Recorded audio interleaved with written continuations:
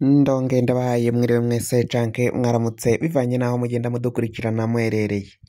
Mwe mwese mudukurikira muherereye mu bihugu vy'amakungu ya kure cane cane mudukurikirana muherereye mu bihugu vyo ku mugabane w'Abanyamerika bari muri Brazil, Leta zunze ubumwe z'Abanyamerika, Canada, abari hirya nino muri Venezuela, abari ngaho ku mugabane w'Abanyaburaya mu bihugu bitandukanye, Ubudagi, Ububirigi, Ubwongereza, Ubufaransa, mwese mudukurikira muherereye muri Australia, abadukurikira muherereye ku mugabane wa Aziya mu bihugu bitandukanye, Oman, Qatar, Arabia Saudite, mwese mudukurikira muherereye ngaha mu gihugu cacu Burundi, intara, amakomini, imitumba, ubucimbiri, imisozi bigiye bitandukanye bivanye naho buri mwese adukurikirana aherereye.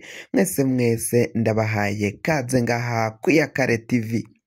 Iyakare TV nimbonesha kure igushikiriza amakuru n'ibiganiro biba biriko biragenda bivugwa ngaha mu gihugu cacu c'u Burundi.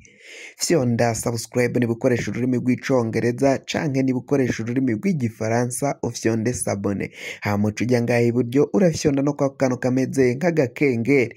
Amakuru n'ibiganiro dutohoza umwanya ku mwanya bizoje bikugerako aho uzoba uherereye hose.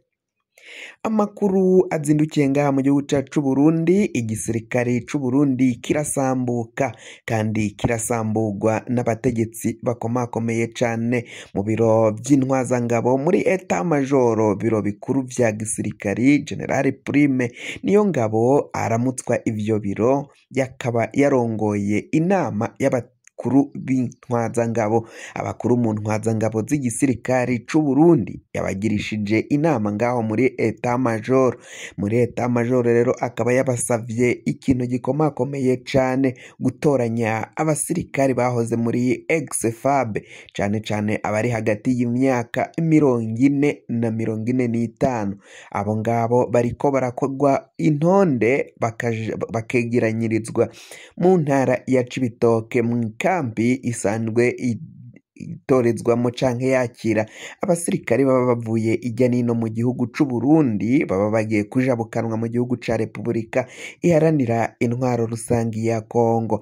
Abasoda rero bariko baratabaza muri kano gatondo basaba ko ababavugira cane abimenyesha amakuru bikabatakambira, bikabavugira ku bakuru b'igihugu ndetse n'abakuru b'intwazangabo, abakuru b'igisirikare, kugira ngo bahebe uyo mugambi wo gufata aba ex-FAB akaba aribo bajanwa ngaho mu gihugu ca Repubulika iharanira intwaro rusangi ya Kongo, kurwana mu gihugu ca Repubulika iharanira intwaro rusangi ya Kongo.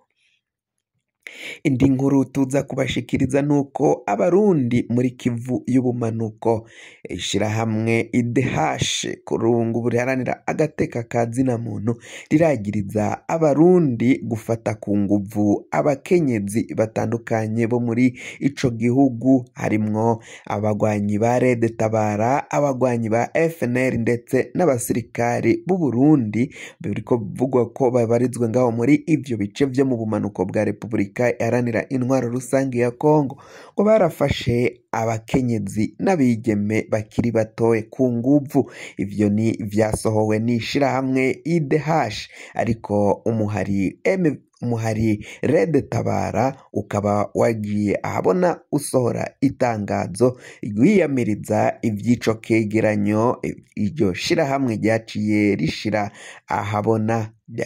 Umugwi Red Tabara ukaba kuri uyu wa mbere aribwo wasohoye iryo tangazo ryiyamiriza ivyico kegeranyo ko boba barihenze, bakavuga ko ari Red Tabara kandi ari abasirikari b'u Burundi, kuko ngo bari bambaye impuzu z'igisirikari c'u Burundi. Abagiye bakora ayo mabi mu bagiye batanga intahe yo kumugina abakenyezi batandukanye, bakaba bavyemeza muri aya makuru. Tuze rero uje kure mukanya, izi nkuru zose reka tuzirambure ido nido, inkuru imwimwe ukwayo. nk'uko nari mpejeje kubikubwira, reka dutangurire kuri iyi nkuru iriko iravugwa mu gisirikare c'u Burundi. Benshi barabona ko ico gisirikari coba kigiye gusambuka kuko ngo harimwo indyane zikomakomeye cane mu gisoda c'u Burundi, cane cane ku bahoze ari aba ex-FAB, FNL, ariko ngo nibo bariko baratoranwa kugira ngo abari bo bazoja kugwana n'umuhari M23 ngaho mu gihugu ca Repubulika iharanira intwaro rusangi ya Kongo. Ivyo ni mu nama yabereye mu biro bikuru vy'igisirikari, mu biro kwa Prime Niyongabo. General Prime Niyongabo ngo hafashwe ingingo yuko abasirikari bahoze muri ex-FAB, cane cane abafise imyaka 40 gushika ku myaka 45, abo ngabo bakaba bakiri muri ex-FAB, ngo nibo bagomba kuzoja kugwana n'umuhari M23. Hakaba hariko harakusanywa abasoda 1,500.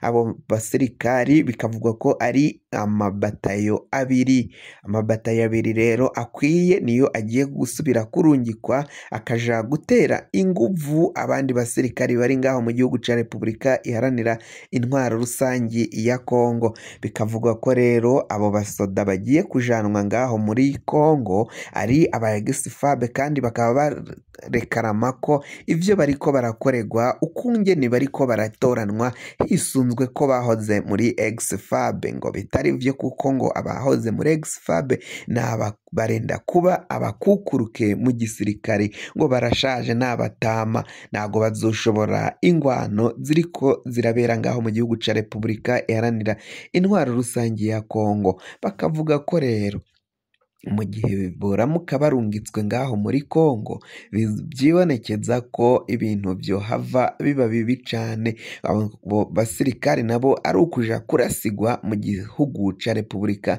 iharanira intwaro rusangi ya Kongo. Bakaba bavuga ko ivyo igisirikari kiriko kirakora ari ukwipfuza kwigizayo abo basirikari bahoze muri ex-FAB ndetse n'abavuye muri FNL.